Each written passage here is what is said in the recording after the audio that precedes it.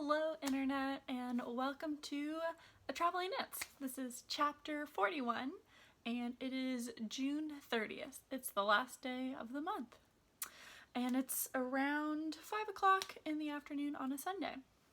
I'm podcasting to you from Dayton, Ohio like normal, and let's just jump right in. So for completed quests, we don't have anything, but that's okay. The month of June since the last podcast has been very busy, so there hasn't been a ton of knitting, but what I have knit I am actually pretty proud of. We'll just go into current quests or works in progress. I am currently working on my Threshold sweater by Melanie Berg, and this is the yarn I'm using. It is Quince & Co. in the Quince & Co. Chickadee in the Glacier colorway. So here's the yarn. I talked about last time how I did knit a swatch. I knit 1.5 swatches. This one I fully blocked, the other one I did not, and ended up deciding that I would need to drop down to a size 3 and a size 2, I think. Oh, size 4. So a 3 and a 4. So what I have knit so far is this. So this is the front. I'm currently working on the front piece, and that's the back. I do have a progress keeper just so that I can remember what the front and back was, because I had to knit this stockinette part twice.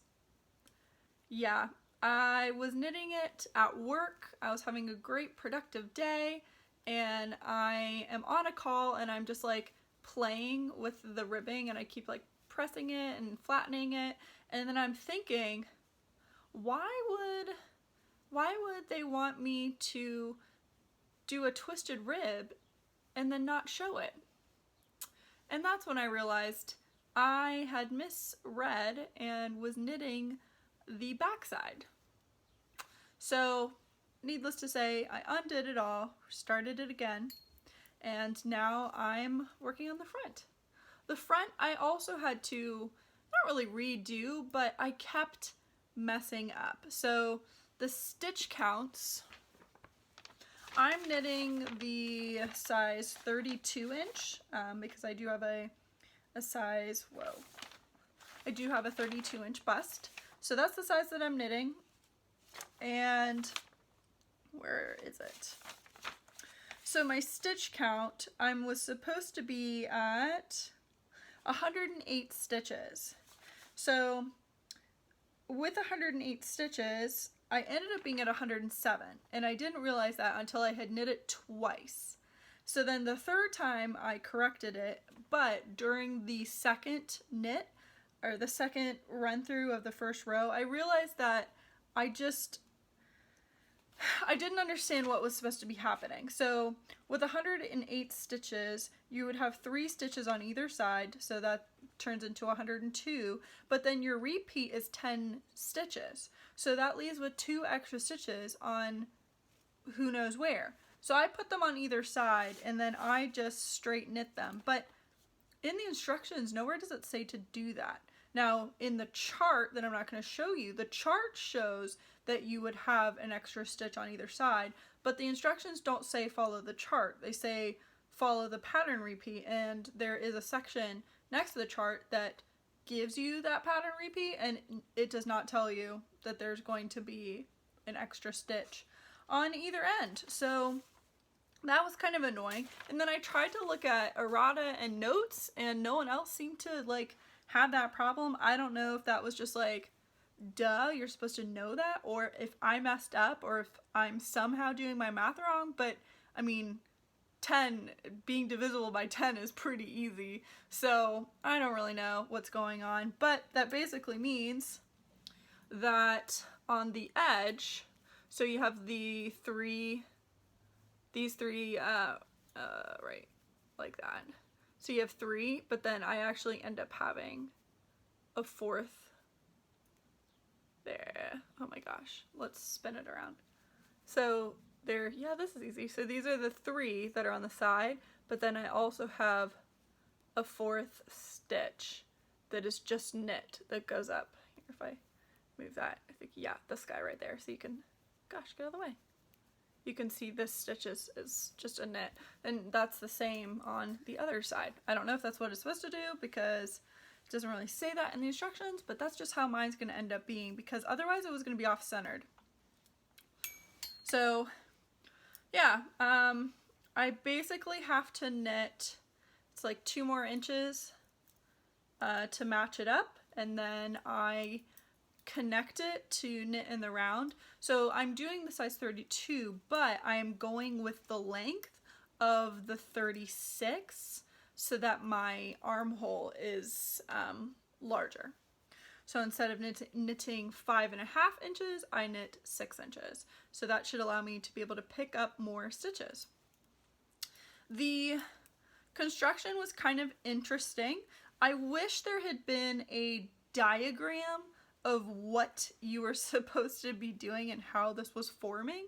So you can kind of see there, you cast on this, you cast on here, and then you do the stitch pattern back and forth, but then you pick up stitches here, and then you do a cable cast on, and then you pick up stitches again.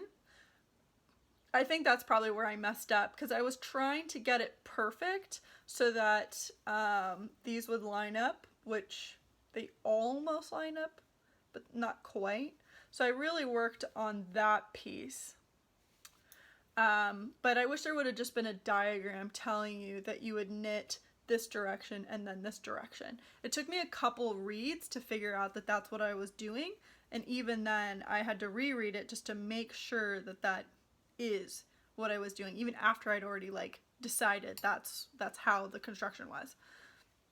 So that's my only minor complaint. I wish there was just a little bit more of a schematic for the setup piece, because my sweater knitting experience is not that high, but I found this just slightly confusing. Other than that, I'm pretty pleased. I'm excited for this. I think it'll be really nice. I'm slightly concerned with the size though, and I swatched. Now I think I know with my swatch, it's gonna block out so much nicer, or so much wider, so I shouldn't be nervous. So I think that I'm excited for it. I think it'll be a very interesting and beautiful sweater. I picked out this color a while ago, like several years ago, and I think when I was picking it out, I thought it was gonna be more gray.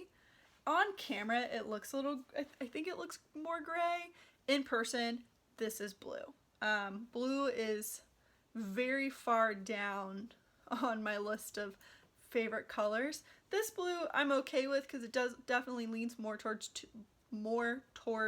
gray, but primary blue, no thank you. Sky blue, no thank you. I like more of, I guess, more jewel toned for blues, or very, very deep blues like a navy. That's more my style. So that is that. I currently have, also what was interesting was the instructions said put to rest.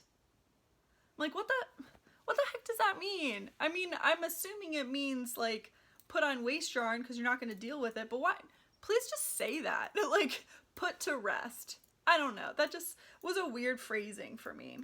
And I was reading it to the ladies in my knitting group, and they agreed that it's put it on a like waist yarn or something, but I feel like it just would have been simpler if you just said that, because I then had to, like, I wasn't 100% that that's what I was doing. So that is that. I have 2 cakes and a pen. A hotel pen at that. Honestly, I would say half of my pens are hotel pens. So yeah, I've got these 2 cakes. I need to cake up more yarn because I'm pretty much going to use these up very soon. I haven't had a ton of time knitting this, though I have to say this part, this is not going to be very fast. This is going to be a little bit annoying. I'm cabling without a cable needle, which I don't know. So I've watched videos on how to cable without a cable needle, and it involves like taking the stitch off and just leaving it in the air. I don't actually do that. So when I cable with a cable needle, we can't demo it on here because I'm on the end. But basically, maybe you care, maybe you don't care, I don't know. But, okay, I'm gonna come close. So, when cabling without a cable needle, so do you see how let's say this stitch needs to go over this stitch. So this one over this, which is, the right facing is gonna go in front. So what I actually do, oh, this is gonna be difficult. So you would essentially need to swap places with this one in the front, right? So you would do that on a cable needle, but instead I would actually stick my needle in from behind, like that, and then I would knit it. So then it's coming through and I've got that stitch and then I will knit it. I don't know if that even makes sense. So then I'll knit that and then I won't drop the stitch. So I won't drop it and then I will knit the one that's in front. And then I pull them both off and they have swapped. And you can do it you can do the same thing for if you need the left to go on the front. It's actually easier to do that because you will then just knit and you're coming in from the front. So you knit that one first and then you knit the one on the right. So it's like you skip the first one, so you knit the second one. And you can do that with, I find that I held up 5 fingers. 3 stitches is probably the furthest you can go. Otherwise, it gets, the tension is off. But 1 or 2, that's how I cable, without a cable needle. I don't know if that makes sense. Hopefully that makes sense. Maybe someday I'll make a tutorial because I've never seen any tutorial do that, but that's just how I do it. It involves not having to remove the stitch from your needle. And then I just put it there. This goes back in its little bag. It's been a while since I've mentioned it, but this is one of my favorite bags. It's from Daisy Girl & Company. I bought it at Stitches. It is one of my favorite fabrics. I actually have this fabric. I have a jelly roll of all of the prints in this line to make a quilt eventually. All right. So the next current quest that I feel like talking about is a new one that you haven't seen before. I'm like coming real close to the camera. Oh no. So, hold on a second. So this is a hat and I have this much done. I've got the ribbing and I've started the hat portion. It's a nice, like a red, deep red color, like a scarlet. I'm pretty sure this is Vanna's choice. Pretty sure. It looks fatter, thicker, heavier than Impeccable, and it's softer.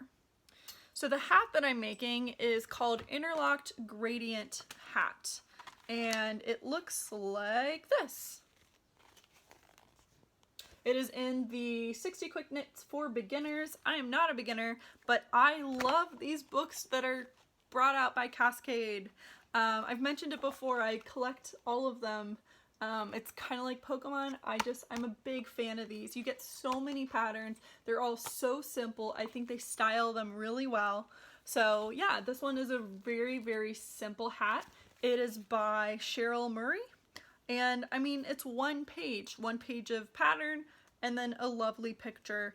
And it's nice. So you're supposed to use Cascade 220 Superwash Merino in 3 different colors and a size 7 and 8 or size to get gauge, and it is slip stitching. So I am not using Cascade 220. I'm actually using up scraps, so that's why I'm not 100% sure what this is.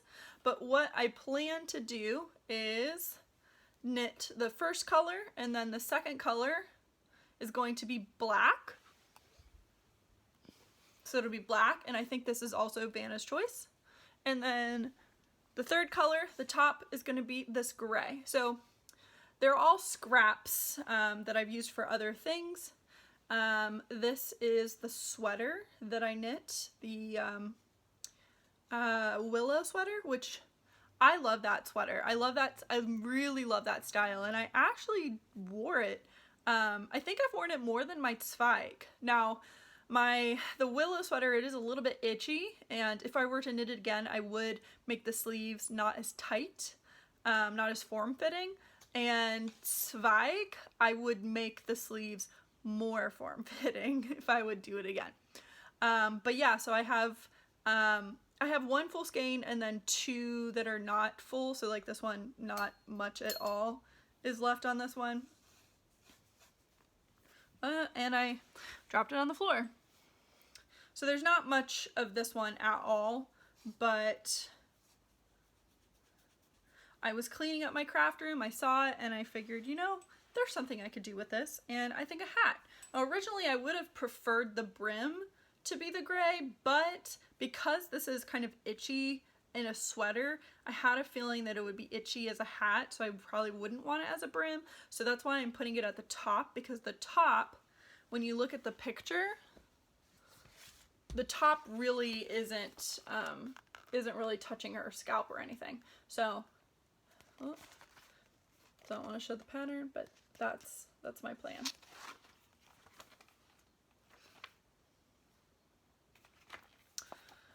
So yeah, I've got that hat, and it's like it's 88 degrees right now. So I'm not going to be wearing a hat anytime soon, but I was just, every time I clean my craft room, I feel inspired to knit with my scraps, because I love using stuff up. I have this thing with pens, like I feel so accomplished when I use up a pen. And that's why I have so many hotel pens. I just can't throw them away when they work still. That is pretty much the current quest I'm on. I have not put a dent into my socks, but on a positive note, I was cleaning out my couch and I found my other 9-inch circular. So I feel good. I'm going to cast on the second, I'm going to cast on that second sock so that they are going concurrently, and then I will know for sure if I'm able to knit the toes on both of those or the heels on both of those. So I'm really happy that I found that other 9-inch, because I love them, and I would have repurchased. I mean, I'm at the point where I might even buy another set. That's how much I love knitting with those 9-inch circulars. If you haven't tried it, I highly recommend it. If you notice the hat that I'm knitting, I am knitting it with the magic loop method, and that's just because I don't have a set of circulars that can do, that are like 12-inch, so, which I think is what I would need, right? I would need like a 12-inch for these. I feel like, yeah, I think I would. So that's what I need to invest. I love making hats, but I hate this. And I had to attach one of these extenders because my long cables, my long cords are on something else. I don't know where they are. Or I might not even had a long enough cord for these. So that's just comfortable, but it's like, this part's hard to pull through. So, okay.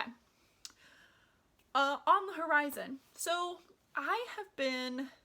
I'm really happy with what I'm knitting right now, and I know, like, the sweater, I'm gonna be knitting that for a while, because it's cables, not extreme cables, but it's cables on a size 3, size 4, so it'll take me a good bit. And right now I'm just content with that. So once I get further along into it, or once I finish the hat and the socks, I might have something. I'm probably going to cast something on in the next 2 weeks, I'm assuming, because the hat will be done here real soon. But I don't really have anything like that, any like big goals. Now I'm always looking at my Make 9 challenge, which I feel relatively good with it, because I, of course, I'm on the sweater, or on one of the sweaters that I had on there. And then I still want to do, of course, on the spice market. That might be what I cast on next. Maybe. Stream of consciousness.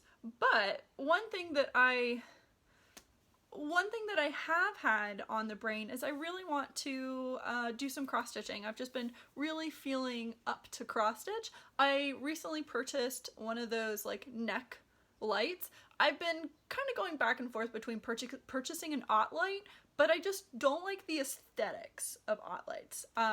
They are definitely, to me, when I see it, I think craft room, which would be fantastic in my craft room, but I don't cross stitch in my craft room. I actually don't really craft in my craft room other than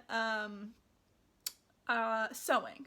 So I've been trying to like clean it up and just like put stuff away and organize it a little bit more. So my desk is almost cleared. That's something I need to still do. And I have a TV on that desk.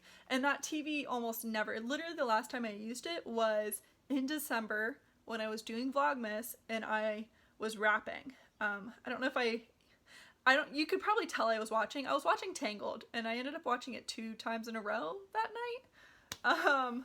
It's because like a lot of the DVDs have like Disney Fast Play and they repeat the movie. So like without even doing anything, it just repeats itself. So I tend to watch movies twice because it just, Beauty and the Beast is another example. I watch that a lot, which I haven't watched in a while. So maybe that is something I need to do. But yeah, so I bought the neck light thing, and my issue with cross stitching has just been it's so hard to cross stitch in my apartment because there's no overhead lighting. Only my bedroom and the kitchen has overhead lighting, and even in my bedroom it is not that bright. So I don't really cross stitch there. I like to cross stitch on the couch, but really you only get good sunlight in the morning. So it's about the only really good time to cross stitch. So I just haven't really done it that much. So with my neck light, I'm thinking it's going to be so much more enjoyable. I'll be so much faster at it. And it's been really making me want to cross stitch more. I started that Louis and Henry like 2 years ago. Still haven't finished it. I'm nowhere near to finishing it, to be honest. And I just really, really want to get that done because I want to hang it up in here because that's kind of where I feel like my cross stitches end up going to go. It'll be in my craft room. Okay, pardon. I just drank some tea. So the next segment is Smaug Strove, which I don't have anything for. Whew, my bank account thanks me. Let's get into a novel idea where I talk about books. So between the last time I podcast, which was, I'm just checking my notes, the 15th. So it's been 15 days since then. I have read, and I'm not going to include the books that I'm currently reading, so those don't count, but I have read 1, 2, 3, 4. I've read 5 books and 5 manga. So we'll start off with the manga. The series that I didn't finish it, I have read all of the books that are currently available in not the US, but at my library. So I've read 1 through 5 of a series called Behind the Scenes by Bisco Hatori. Hopefully I pronounced that okay. But if that name sounds familiar, she is the creator of Ouran Host Club, which is a very popular manga that I have read. I read the manga and then watched the anime. I liked both of them. I liked the manga more because I think it has to do with that's the original format that I consumed. So behind the scenes, it's very similar to Ouran Host Club because it's got very similar themes. Instead of it being in a high school, it's in college. And they are an arts club. It's definitely like I went to college, and I wasn't in film or anything, but I was part of ad club and advertising. So we participated in AMA, American Marketing Association, with a campaign for Kia, I think it was Kia, and then Target, and, or no, JCPenney. It was JCPenney. Yeah, those are the two that I was part of. So kind of artsy, but in the manga, it's like they create like the scenes and the props and the costuming for all of the movies, and it's just kind of weird that there's like all these different film clubs. I don't know. I just find that really strange. At my college, you would just have one film club. Not like, oh, this is the special effects film club and this is the classics film club. Like, no. Plus, I feel like special effects falls more into the arts club. I know I'm reading way into this manga series. I'm enjoying it. Overall, I'm giving the series a 4-star. It's not a 5-star for me. Orin Host Club is definitely a 5-star. I think also, I'm getting older. So, I love manga. I love the visualization of it. My guilty pleasure is still shoujo, which is a slice of life geared towards a young female audience. Like, it's like ages like 14 to 17 or something. I could be getting that wrong, but it's like younger audiences. So I like cutesy, wholesome manga, which is gonna be funny when I talk about one of my other books that I read. But it's cute, it's adorable, I enjoy the art. I just find some of the things not problematic, but it's just, I'm just getting older and I just don't find it funny anymore or cute, and it's a big theme in manga. So you tend to have like aloof characters, and then you have like a handsome or beautiful aloof character who just like says really weird things and is supposed to be like a tortured soul.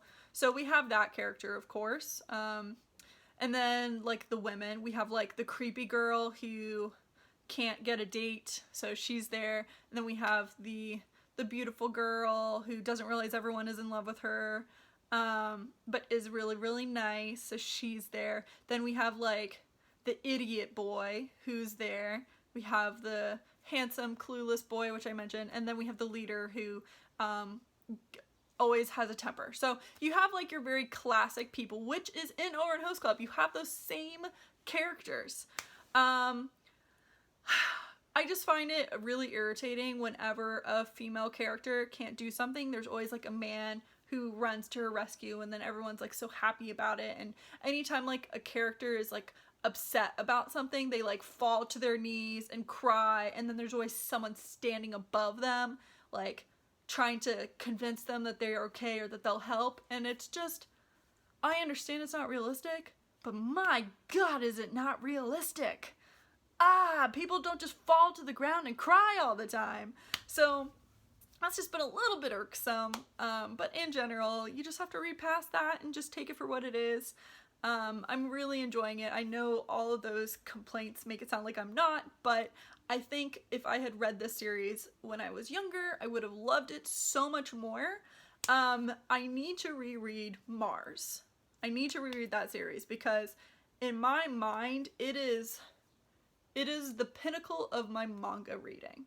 I love that series. I love that series to death, and I feel like it has been, so when did I read that?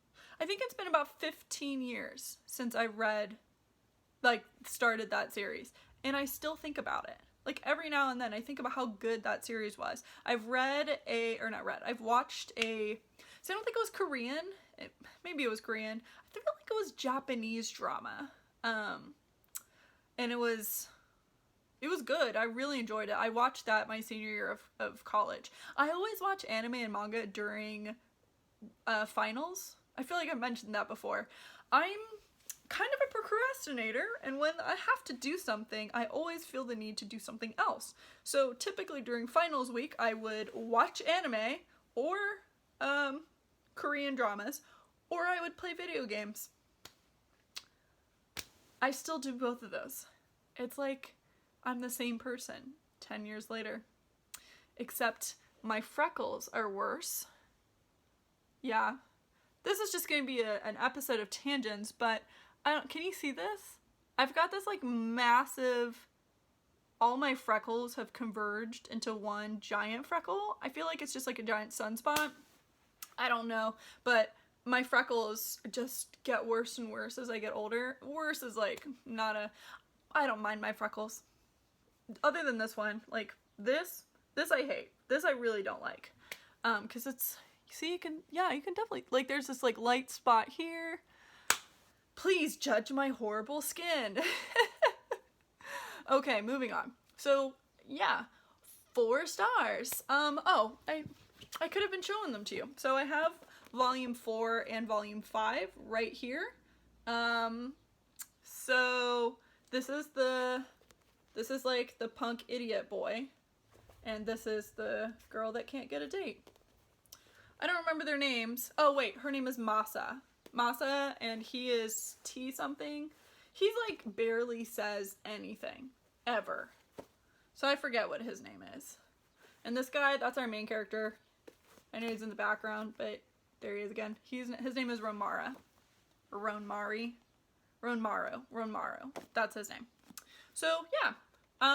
It's also the publishing is Shoujo Beat, which is probably my favorite. I tend to like their stuff the most. So if you're into manga, or if you've never read manga, I would recommend reading Ouran Host Club before reading this one. Ouran Host Club she wrote before that. I would also recommend Fruits Basket. That's a very, very popular one. Again, I recommend Mars because it is my absolute favorite. Yeah, I would do those 3 first. Okay, so the next book I read, I'm gonna put the books on this side. So let's scoot. Okay. So the next book I read was Vixen by Jillian Larkin. I gave it a 3-star. This was a book that I've had on my to be read list for years. Like, I don't know when it came out. I think I was in high school, and I had read a different series called Pretty Young Things, I believe, and I believe the author was Anna Gobson. She wrote the Lux series, not the Lux series, but like the first one is called the Lux. It's a series that I own and I never read, and it's got beautiful dresses on the cover. I'll read it eventually. And I'll probably have the same opinion about this. I probably would have liked this book a lot more when I was younger. It was really entertaining. Like, 3 stars to me still means I don't regret reading it. Honestly, I don't regret reading something unless I give it a 1 star. Vixen is about 3 girls. You have 1 main character, but then you have kind of 2 side characters. She was in New York and had some problems. Her parents took her back and was like, you're gonna live with your aunt and your cousin for the summer, and you need to, get that. We need to put, it's in the 1920s, so if there's like a scandal, it's the end of the world. So she's like, okay, I'm gonna create a new person. So she pretends to be like a country girl, has no idea about the bigger world and all that, because she's afraid that she's gonna be shipped off to like a boarding school or something. Her cousin, who she thinks is like this goody two-shoes girl, is having her own crises. She is engaged to be married, but she doesn't really think it is what she wants to do. So she rebels, she goes to speakeasies, and decides to be a singer. She meets a guy. The guy happens to be African American. It's 1920. She's a socialite, and it's just not what you do back then. So, of course, that's an issue. And then our third character is the best friend of the cousin. She is flamboyant. She's wild. She's very independent because she has to be, because her parents are kind of just not there. But she doesn't make the best decisions all the time. So you have those three characters with their different story arcs, and it was nice. It was entertaining. It was YA. So some YA books are really good with a lot of description. This one, it was just fine. I don't know if I'm going to continue with the series. I might. It didn't take long at all to read, and there's only 3 in the series, so maybe I'll continue with it just to finish it up, but 3 stars. So the next book I read was Before the Broken Star by Emily R. King, and I gave this book a 4 stars. I got a copy of this from the publisher to read for a review, so I posted my review on Goodreads if you want to read that. I don't remember what I wrote on there because it's been several days, and like I said, I've read 10 books in 14 days, which is actually kind of normal. I do read a ton. So Before the Broken Star is a YA fantasy novel, and we have our main character who had an unfortunate run-in / he came to her house, her parents' house. It was her dad's business partner came to kill her whole family, and he tried to kill her, didn't complete the job, and so her uncle found her and did heart surgery on her, but instead of like a heart, she has a clock in place of her heart. So that kind of limits her abilities. You know, she's living on borrowed time, we could say, which that plays into account later on in the book. Basically, she wants revenge against this guy that killed her whole family. So she works at the clock shop with her uncle. That's why he put a clock in her heart, because he works with clocks. And lo and behold, who walks in one day but the murderer? He doesn't recognize her at all. She basically flips out and needs to leave the room because anytime she gets excited or stressed or whatever, her clock heart kind of pings and lets her know that it's under stress. So kind of like a heart monitor, we could say. So she realizes, or her opportunity is here. She's been formulating this plan of revenge on him, and he just happens to show up. So she's like, now's my time. So she decides to go out and see if she can murder him, but instead is rounded up in a police roundup and is sent to a penal colony. And so the rest of it kind of unfolds. She goes to the penal colony, which is where he has been. So she's like, you know what? Whatever, that's great. And adventures ensue from there. I really did enjoy this book. I thought the whole heart thing was kind of cool. I don't read a ton of, what is that? When there are gears and things inside of the book. Steampunk. I don't read a ton of steampunk, but I feel like I should, because the books that I have read that had steampunk elements in them, I enjoyed them. So I really liked this book. I thought it was nice. It is the start of a new series, and I really did enjoy it. I'm thinking that I might read some of her other books because this is not her first series, so I might just jump back to some of her older books, and I will definitely continue on with this series. The next book I read was Every Heart a Doorway by Seanan McGuire. I think it's Seanan. I'm not really sure. This book I thought I was gonna like more, to be honest. I watch a lot of BookTube or people on the internet talking about books, and this book series is called The Wayward Children, and it gets a lot of hype and love from the internet. So I went in excited. Alas, I didn't think it was that good. I felt like, I think the book has less than 300 pages, and you deal with some dark things. Like, it was pretty dark. And then it's resolved within, as soon as you figure out what is happening, it's resolved in maybe 30 pages? I don't know. I felt like it was just so quick, And I think it would have been better to be a longer story because I didn't care about the characters. So, I don't think it's giving it away, but people are murdered in the book, and I was like, oh, okay, that's fine. Whatever. You didn't really know the characters, so I wasn't invested in them at all. So I just did not care. I think I will continue with the series just because they're so short. There's 4, or I think the 5th one is coming out. I think there might be a total of 6 in the end, but they're so short.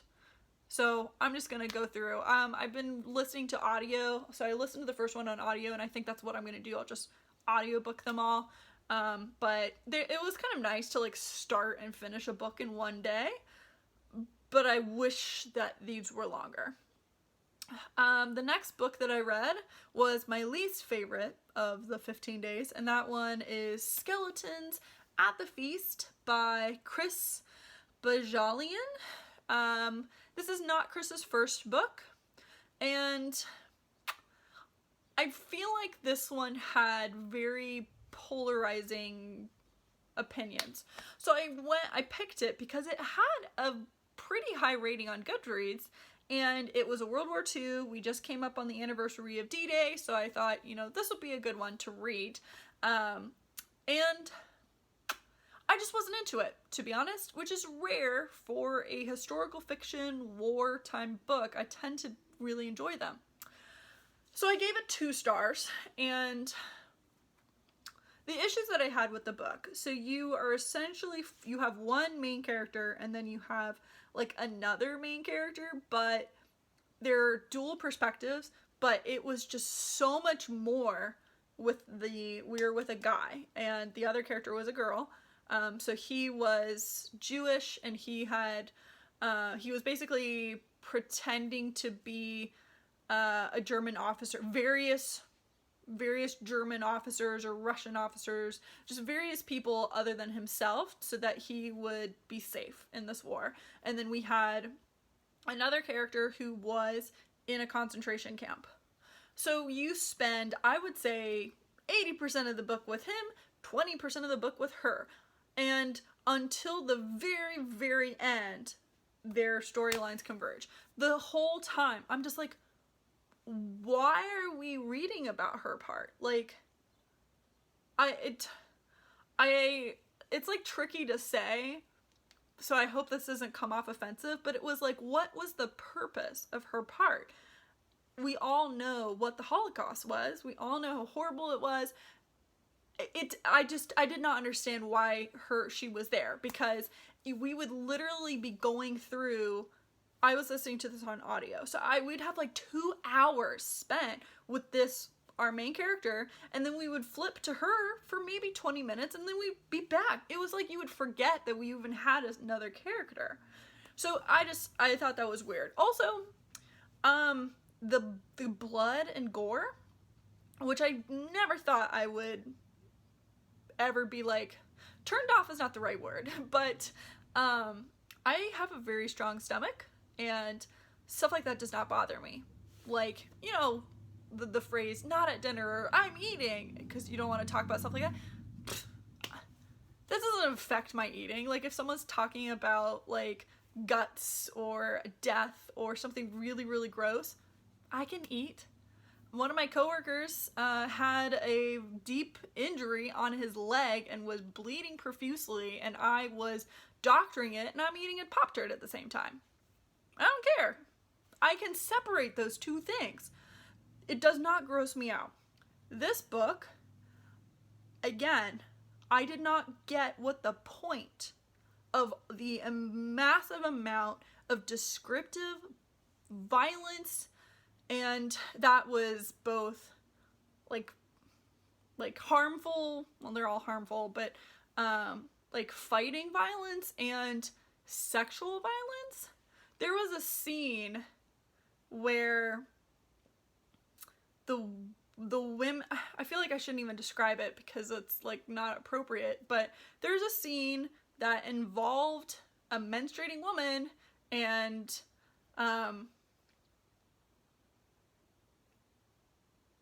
someone else having to eat So that's like literally listening to it, I was just like, what is this? What is this? I did not understand it. It didn't bring anything to the story other than to make me feel really weird about it.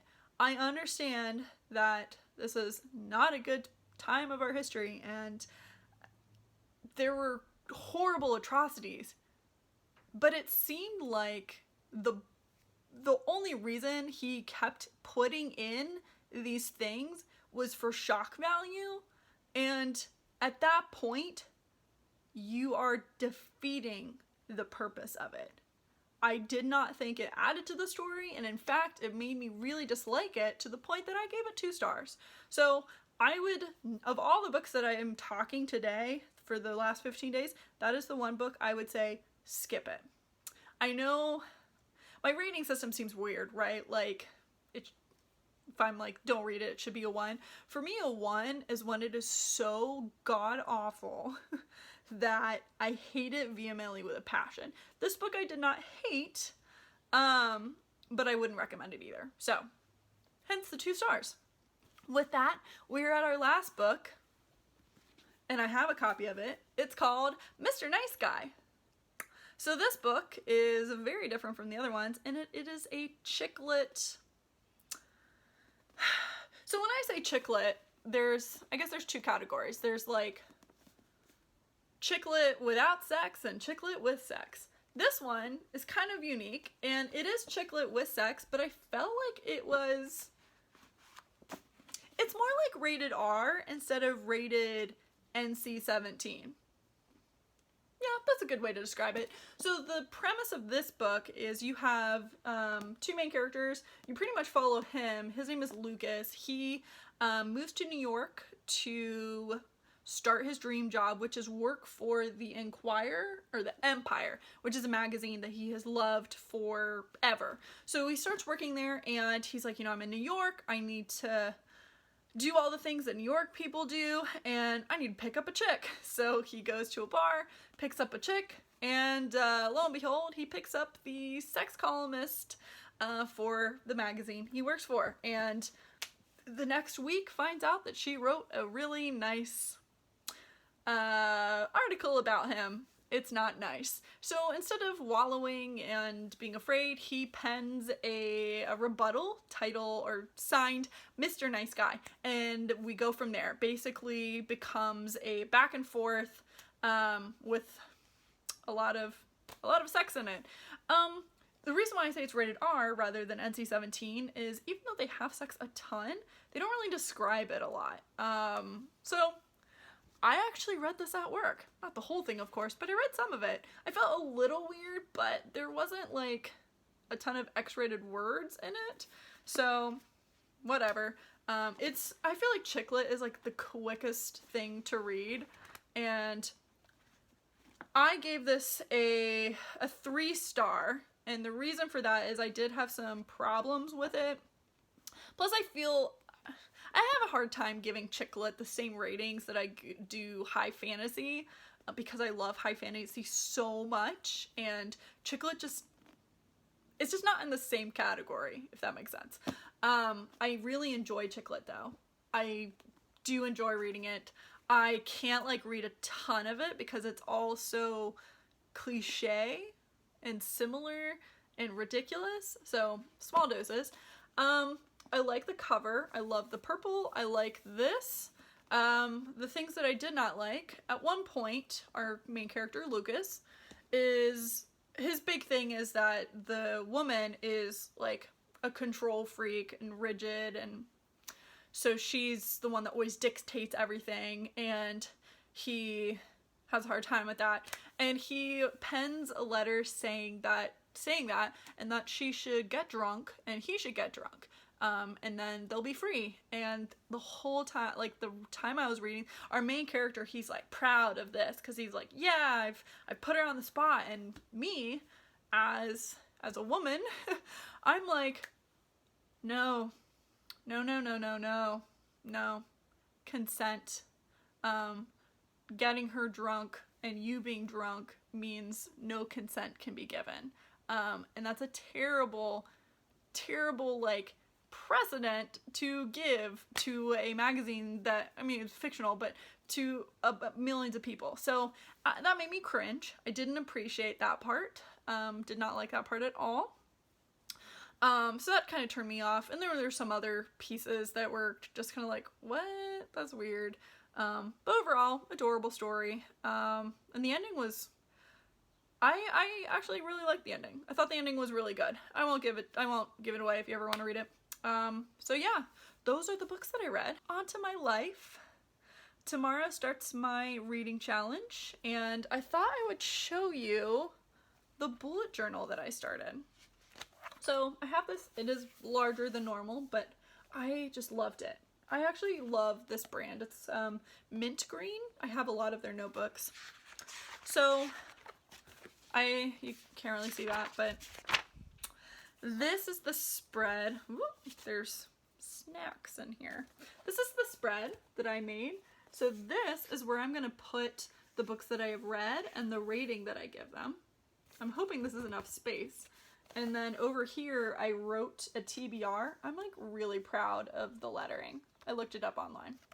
So I've got my TBR. I wrote 10 books that I would like to read. And then here are the challenges. So officially for the reading group or the reading challenge with my friends, I picked a challenge and then my friend picked a challenge for me.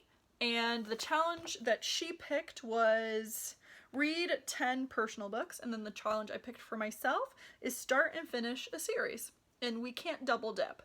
The other challenges I have are read all books by one author and follow a TBR and read 5 books over 500 pages. So for the start and finish a series, I'm going to read A Series of Unfortunate Events. I never finished it. I know. I think I stopped at like the 10th book. Yeah. So I have 3, 11, 12, and 13 that I never read. And it's been eating at me, and I've wanted to do it, but then I go and read something else. So this July is my month to reread A Series of Unfortunate Events, because I watched the first season of it on Netflix. I loved it. I thought it was so good, and I want to continue with it, but I wanted to read the books again. And then for reading 10 personal books, I have so many personal books I haven't read yet, so that'll be no problem. And then I made another spread with habits, and you can see I kind of made a little one and squished them because there's 31 days in July, and I needed to fit another one. And basically what I'm going to do with this is I'm going to track how many pages I read each day, as well as if I read audio or if I read audio. Yeah, that works. If I read it physically or if I was reading via an audiobook. So this is just to see, again, habits. What does my week look, or what does my month look like? So I'm really excited for that. I'm hoping I can keep up with it. In other news, I signed up for a half marathon. I don't know if I've mentioned that before, but I officially signed up and I'm ready to get back to training. But the World Cup is happening. Oh my gosh. So I have been immensely fortunate in that I've been able to take a sick day and coinciding with like other activities that I need, not activities, but like, I always want to say chores, but it's like tasks that I need to, like I had to go get an oil change and stuff like that. So I've been able to watch most of all the games. I've watched all the US games, and I took the day off for the France v US. I watched it at a bar. It was fantastic. I made some random friends, and oh, I was so excited. I'm so happy, and I can't wait for Tuesday's game. Unfortunately, I can't take another day off for that because I have a phone call that I have to do. So I'm irritated that I scheduled that, but I scheduled it a month ago, and it's kind of hard to like know what the World Cup schedule is going to be like a month in advance. So I'm gonna have to just do it. Yeah, but then so it's against England, and we're gonna beat England, and then we will go up against, I don't know, because I had my money down that Germany would come and that Germany would get second place. Like, we would beat Germany. But Germany lost. They lost yesterday, and I was actually quite sad about it. I had been cheering Germany on, so yeah, I'm not really sure. I'm kind of thinking maybe the Netherlands will make it all the way through. I feel like that's who I'm going to be rooting for now, is the Netherlands on that side. So yeah, I'm loving the World Cup. I'm already like sad that it's almost over, but at the same time, I'm going to have a lot more time. Like, I have not been working out. I worked out today, but I have not been working out. I've just been watching the World Cup, especially on the weekends, because there's been maybe 2 to 3 games a day. This weekend, today, there are no games because of the quarterfinals ending yesterday, so there's less teams, so they, give a day of rest. So today I've actually been able to accomplish a lot of things, but normally the last couple weekends I have not, because it's just been all day long World Cup watching, which I love. In case you wanted to know, my favorite player is Tobin Heath, and my second favorite player is Kelly O'Hara. My favorite player that is not playing this World Cup is Sydney Leroux, and because she's a badass. And the reason why she's not playing is because she was pregnant. She just gave birth to her daughter on the day of the France versus US game, which I thought was just beautiful. It just, I love when things work out like that. Okay, so if you can't tell, I love the World Cup, so pumped, and it just makes me super happy. I feel like I need to end this. I had planned for this episode to not be as long as last episode, but here we are at over an hour long, and I don't know how much I can cut. Okay, well, there you have it. Thank you so much. I'm waving. Thank you so much for watching this latest episode. If you have any questions for me, leave them down below or reach out to me via Instagram. I am a Traveling Knitter podcast, and we have a group on Ravelry if you feel like asking me a question on there, or if you just want to chat. That is also a Traveling Knitter. And if you want to follow me on Goodreads, I am /LuluIsCrazy. And I feel like, and my Ravelry is also Lulu is Crazy. So if you need anything, if you have any questions, feel free to reach out to me on any of those platforms. Otherwise, I hope you guys have a fabulous start to the summer. I hope you are enjoying the World Cup, and I will talk to you guys later.